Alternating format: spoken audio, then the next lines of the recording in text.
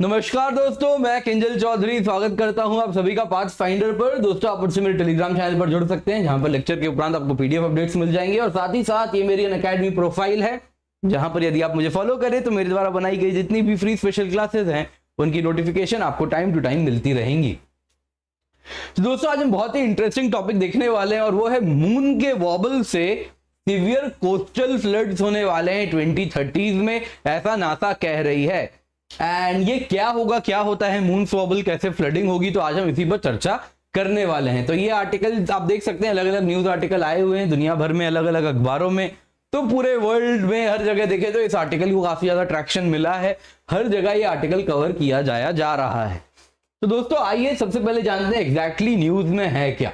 तो अगर आप देखें तो एग्जैक्टली न्यूज में यह है कि यूएस की कोस्टलाइन, क्योंकि नासा का रिसर्च है तो यूएस सेंट्रिक है, तो यूएस की कोस्टलाइन की बात की जा रही है और कह रहे हैं कि मिड 2030 यानी 2035 के बाद से मैसिव फ्लडिंग देखने मिलेगा कोस्टल इलाकों में।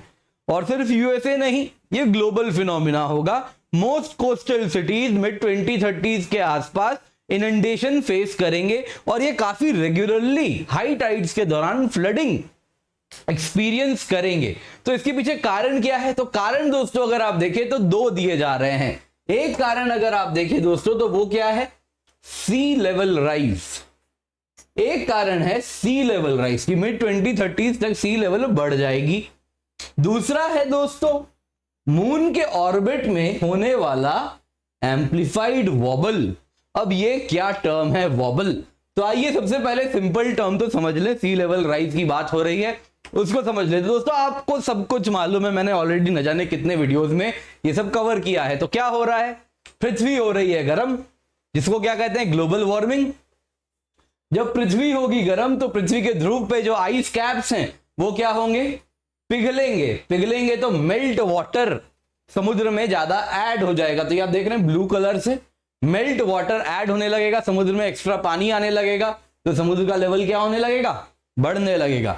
दूसरा आप देखें तो क्या हो रहा है? पृथ्वी हो रही है गर्म तो ओशन भी होगा गर्म। गर्म होना यानी वॉल्यूमिनर एक्सपेंशन होना, तो उसका बढ़ जाएगा। तो आपको जैसे मालूम है, अगर नॉर्मल पानी किसी बॉटल में यहां तक आपने भरा है, किसी नॉर्मल पानी रूम टेम्परेचर पे है, इसको गर्म कर देंगे तो पानी का लेवल कुछ बढ़ेगा, क्योंकि गर्म होने पे एक्सपैंड करेगा। तो सेम चीज हो रही है ओशंस के साथ भी। तो ये देख सकते हैं ये क्या है? Thermal expansion. तो ओवरऑल आप देखें तो सी लेवल राइज होगी, added water plus thermal expansion. ये आपको मैंने 2020 तक का ग्राफ भी दिखा दिया। तो इस वजह से सी लेवल राइज होगी और 2035 तक तो अच्छी खासी हो चुकी होगी। तो आप देख सकते हैं ये 2025, ये 2000 कुछ यहां पर 35 होगा। तो ये अलग अलग ग्रीन हाउस गैस पाथवेज हैं। हो सकता है कि हम ग्रीन हाउस गैस को बिल्कुल कंट्रोल कर लें, लो कर लें, तो कुछ इतना ही होगा। इंटरमीडिएट लो में ये कुछ लाइट ब्लू कलर में देख रहे हैं, फिर ये इंटरमीडिएट कलर है, ये इंटरमीडिएट हाई, यानी कि हम ग्रीन हाउस गैस पर बिल्कुल भी काबू नहीं पा रहे। हाई और एक्सट्रीम यानी हमने कुछ भी नहीं किया। तो अगर एक्सट्रीम सिचुएशन रहा तो 2.5 मीटर तक सी लेवल राइज होगी 2100 तक। और कुछ जो हो सकता है इंटरमीडिएट हाई के तरफ हम बढ़े तो कुछ 1 से 1.5 मीटर तक सी लेवल राइज होगी, जो कि बहुत ज्यादा है। तो दोस्तों, ऑलरेडी आप देख सकते हैं अगर हम 2 डिग्री सेल्सियस तक ग्लोबल वार्मिंग कंट्रोल किए तो ये देखिए मुंबई की हालत है। क्या हो रहा है? ये एयरपोर्ट वाला इलाका, ये सब इलाका समुद्र से भर जाएगा अगर टेम्परेचर 2 डिग्री सेल्सियस जितना हम टारगेट कर रहे हैं ऑलरेडी उतना कंट्रोल किए तो मुंबई की ये हालत होने वाली है। और अगर 4 डिग्री सेल्सियस हमने कंट्रोल तक अगर टेम्परेचर बढ़ गया ग्लोबल वार्मिंग से तो लगभग पूरी मुंबई हमारे हाथ से निकल गई, पूरी मुंबई समुद्र में स्वाहा हो जाएगी। पर दोस्तों, अगर मैं बताऊं इन सारे सिनेरियो में हमने मून के वॉबलिंग को अब तक कंसिडर ही नहीं किया है। मून के वॉबलिंग को कंसिडर कर लेंगे तो चीजें और बिगड़ जाएंगी। तो दोस्तों, मून के वॉबलिंग को जो टर्म कहा जा रहा है अखबारों में, ये एक्चुअल टर्म होता है, इसके लिए प्रेसिशन। तो आइए क्या है ये प्रेसिशन, ये देखते हैं। तो दोस्तों, आपने लट्टू को देखा है गोल गोल घूमते हुए। तो लट्टू क्या करता है? तो लट्टू अगर आप देखें तो गोल गोल गोल गोल घूमता है और फिर कुछ इस प्रकार से ऐसे ऐसे टिल्ट कर रहा होता है। तो कुछ वैसे ही मून का ऑर्बिट भी आप अगर देखें तो उस लट्टू के समान इस प्रकार से कुछ टिल्ट करके घूम रहा है, जिसको क्या कहते हैं, मून का वॉबलिंग, या फिर आप चाहें तो प्रिसिशन भी कह सकते हैं, ज्यादा बेहतर टर्म होगा, कुछ साइंटिस्ट का कहना है, पर मून वॉबलिंग अभी ट्रेंड में है तो आप मून वॉबलिंग ही बोलिए। तो मून वॉबलिंग क्या है, ये और कुछ नहीं है, बस रेगुलर स्वेइंग इन दी मून्स ऑर्बिट है। ये सबसे पहली बार 1728 में डॉक्यूमेंट किया गया था और कोई नई चीज नहीं है। मून अगर आप देखें तो ये इस प्रकार से एक सर्कल बनाने में कितना वक्त लेती है, तो आप अगर देखें तो 18.6 ईयर्स लेती है, यानी 18.5 साल अगर आप देखें। चलिए अभी शुरू हो रहा है, ये मान लीजिए हाफ, फर्स्ट हाफ मून कुछ उस तरफ है, ये हो गया सेकेंड हाफ शुरू, अब मून का टिल्ट बदला, अब मून कुछ इस तरफ है। तो अगर आप देखें तो इसको हम दो हाफ में बांट सकते हैं। तो मून के वॉबलिंग को लगता है 18.6 ईयर पीरियड, और ये साइक्लिक फैशन में हर 18.6 ईयर्स में होता है। इस वॉबल को हमने बांटा दो हाफ में। तो दोस्तों अगर आप देखें तो एक half of the 18.6 year cycle कुछ इस प्रकार से होगा, ये सन, ये अर्थ और यहां पे मून। मून क्या कर रहा है, जब वॉबलिंग को अगर मैं अर्थ के प्लेन में बताऊं तो ये वॉबलिंग का मतलब कुछ ऐसे, पूरा का पूरा प्लेन कुछ ऐसे टिल्ट कर रहा है, मूव कर रहा है, यही हो रहा है ना। जब मून को मैंने वॉबलिंग ऐसे दिखाया तो एक्चुअल फैक्ट क्या है कि वो अर्थ के साथ जो प्लेन है उसका, वो प्लेन ऊपर नीचे कुछ इस प्रकार से हो रहा है। तो एक 18.6 ईयर साइकिल में आप देखें तो मून कुछ यहां पे है, सेकेंड 18.6 ईयर साइकिल में आप देखें तो मून कुछ नीचे है। तो इस दौरान दोस्तों आप अगर देखें तो होता यूं है कि एक half of this 18.6 year cycle tide suppress हो जाते हैं, यानी क्या होगा, हाई टाइड्स अगर आप देखें तो नॉर्मल से लोअर हो जाते हैं, और लो टाइड्स अगर हम देखें तो हाइयर देन नॉर्मल हो जाते हैं। यानी कि समुद्र में ज्वार भाटा के दौरान पानी ज्यादा ना तो घटता है ना तो बढ़ता है, लगभग जैसा सी लेवल है उससे थोड़ा ही इंक्रीज होगा हाई टाइड में और थोड़ा ही डिक्रीज होगा लो टाइड में। सिंपल शब्दों में अगर मैं कहूं तो यह है। और वही दोस्तों अगर सेकेंड हाफ साइकिल में आ जाए, यानी कब, बाकी के 9.3 इयर्स में, तो उसमें क्या होगा दोस्तों, ये सिचुएशन पलट जाती है। क्या हो जाता है, टाइड्स एम्पलीफाई हो जाते हैं। हाई टाइड्स अगर हम देखें तो higher than normal, low tide जाहिर सी बात है, अगर हाई टाइड कहीं पानी बढ़ रहा है तो कहीं तो पानी घटेगा, तो अगर कहीं ज्यादा पानी बढ़ रहा है तो कहीं ज्यादा पानी घटेगा, तो लो टाइड्स क्या हो जाएंगे, लोअर देन नॉर्मल हो जाएंगे। तो दोस्तों इस साइकिल से अगर आप देखें तो होता क्या है, ये अर्थ, मून और सन तीनों मिलके टाइड के पीछे रिस्पॉन्सिबल है। तो दोस्तों यहाँ पे अब मैं टाइड कैसे बनते हैं उसमें नहीं जाना चाहूंगा, क्योंकि वो मैंने ऑलरेडी जब फिजिकल ज्योग्राफी पढ़ाई है तो जगह जगह कवर किया है, एंड वो अपने आप में 30 मिनट 40 मिनट्स का टॉपिक है। तो दोस्तों इसमें अगर हम देखें तो टाइड्स की अगर हम बात करें, फिर भी दोस्तों अगर आपको लगता है आपको टाइड समझने में दिक्कत है तो मैं कभी ऐसा क्लास ले लूंगा जिसमें टाइड्स कवर करेंगे, तो कमेंट में मुझे बता दीजिएगा आप, तो मैं टाइड्स कैसे बनते हैं समझाऊंगा कभी, ठीक है। दोस्तों अब अगर आप देखें तो होता यूं है कि सन, अर्थ और मून, इनका ऑर्बिट कुछ इस प्रकार से सेकेंड हाफ, एक half of this 18.6 year cycle में, एक हाफ में सन, अर्थ और मून कुछ ऐसे पोजीशन पे आते रहते हैं क्वाइट फ्रीक्वेंटली कि जो टाइडल पुल है मून की वो बहुत ज्यादा एम्पलीफाई हो जाती है, वो बहुत ज्यादा बढ़ जाती है। तो इस वजह से हाई टाइड्स क्या हो जाते हैं, नॉर्मल से बढ़ जाते हैं, और लो टाइड्स भी लोअर देन नॉर्मल होने लगते हैं। तो इसके पीछे कारण आप बस इतना जानिए, सन, अर्थ और मून, उनका ओरिएंटेशन कुछ ऐसा हो जा रहा है इस 9.3 इयर्स के हाफ ऑफ दी साइकिल में कि सन, अर्थ, मून की वजह से मून का जो पुल है पानी का वो बढ़ जा रहा है, और सन, अर्थ, मून का सेकेंड हाफ ऑफ पुल में कुछ कम हो जा रहा है, तो टाइड्स भी मून के पुल कम होने से कम हो जा रहे हैं, मजबूत। तो ये हो रहा है। तो दोस्तों इससे अगर आप देखें तो क्या होगा, तो होगा ये कि अब हाई टाइड्स क्या होने लगेंगे, ज्यादा बढ़ने लगेंगे। तो हाई टाइड्स 2030s के मिड में अगर आप देखें तो मून कुछ ऐसे साइकिल में चला जाएगा।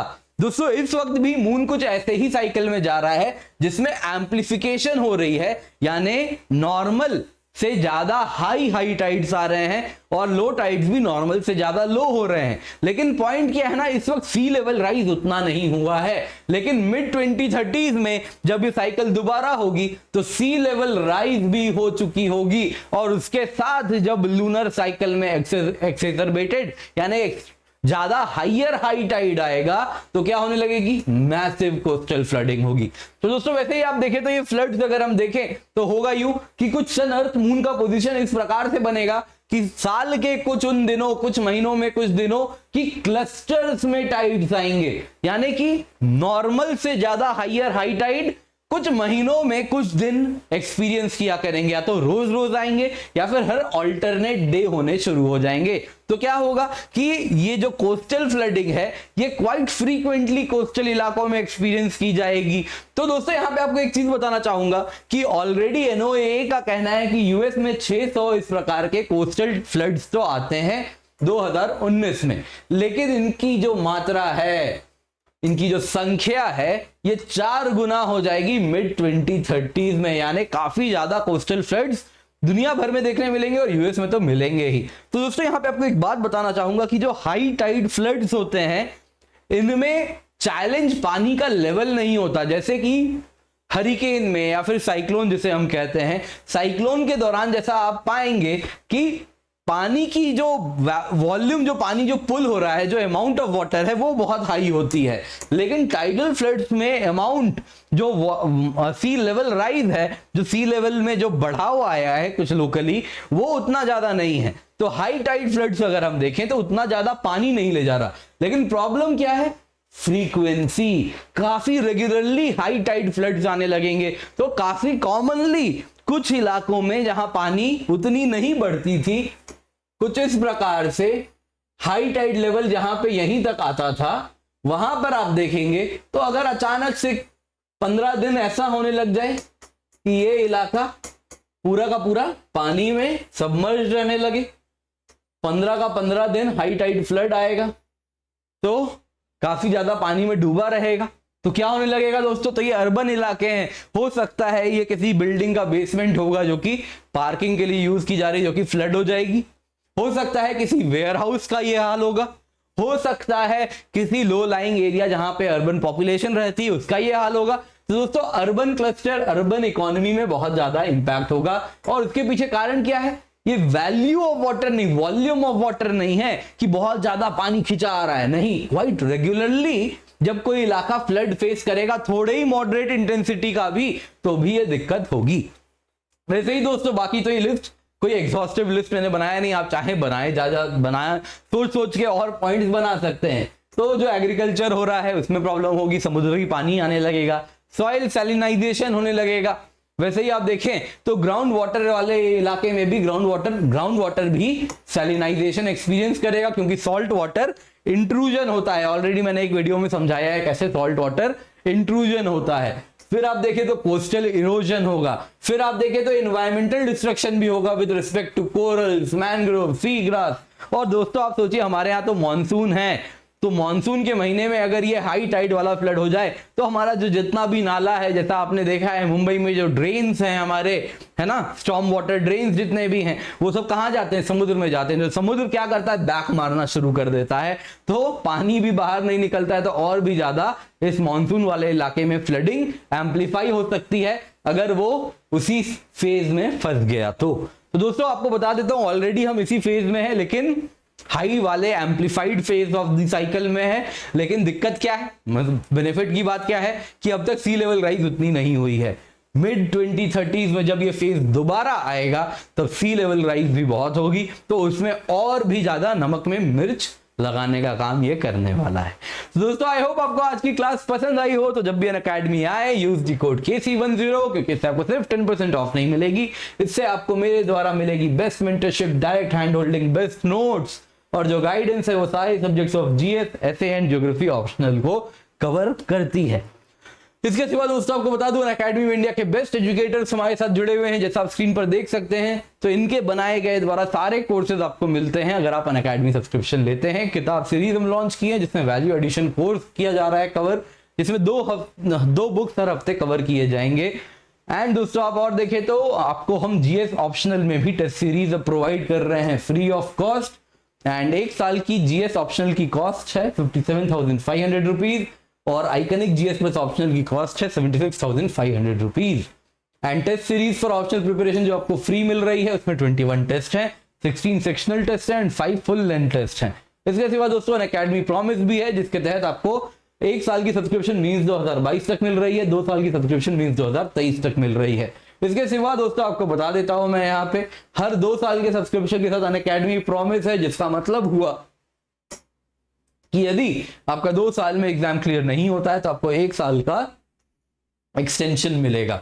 इसके सिवा दोस्तों आपको हम अनअकैडमी नोट्स भी प्रोवाइड कर रहे हैं जो कि हिंदी इंग्लिश दोनों ही भाषाओं में उपलब्ध हैं एंड ये भी आपको हार्ड कॉपी है जो कि घर पे डिलीवर हो जाएंगे। टेस्ट सीरीज भी है दोस्तों जीएस की, आपको 80 टेस्ट है जिसमें 50 प्रीलिम्स के टेस्ट हैं, 30 मेंस के टेस्ट हैं। ये आपको फ्री ऑफ कॉस्ट 30,000 की लागत की फ्री ऑफ कॉस्ट प्रोवाइड की जा रही हैं। एंड साथ साथ दोस्तों लोन्स भी प्रोवाइड कर रहे हैं और कॉम्बो में जीएस ऑप्शनल में आपको काफी ज्यादा डिस्काउंट भी मिल रहा है जैसा मैंने आपको ऑलरेडी बताया। तो क्या करें, जल्दी से जाएं, जाके इसका लाभ उठाएं एंड अनअकैडमी का हिस्सा बने। अगर आप चाहें तो सिर्फ प्लस सब्सक्रिप्शन की भी ले सकते हैं, 64,800 इसकी कीमत है और 2 साल की आइकनिक सब्सक्रिप्शन की कॉस्ट है 1,04,175 रुपए। और अगर ऑप्शनल सब्सक्रिप्शन ले तो उसकी 1 साल की लागत है 24,750 रुपए। सारे कॉस्ट तब है जब आप कोड KC10 का इस्तेमाल करते हैं। इसके सिवा दोस्तों अनअकैडमी कॉम्बैट स्कॉलरशिप टेस्ट है, जैसा आप KC10 कोड का इस्तेमाल करें और इसका हिस्सा जरूर बने। वहीं दोस्तों आपको मैं बता देता हूं 21 जुलाई से नए बैचेस भी स्टार्ट हो रहे हैं, जैसा आप स्क्रीन पर देख सकते हैं। तो इनका हिस्सा बने, फ्री टेस्ट सीरीज है, ये सब देखें, इसका हिस्सा बने, use the code KC10। Thank you so much for joining, have a great day.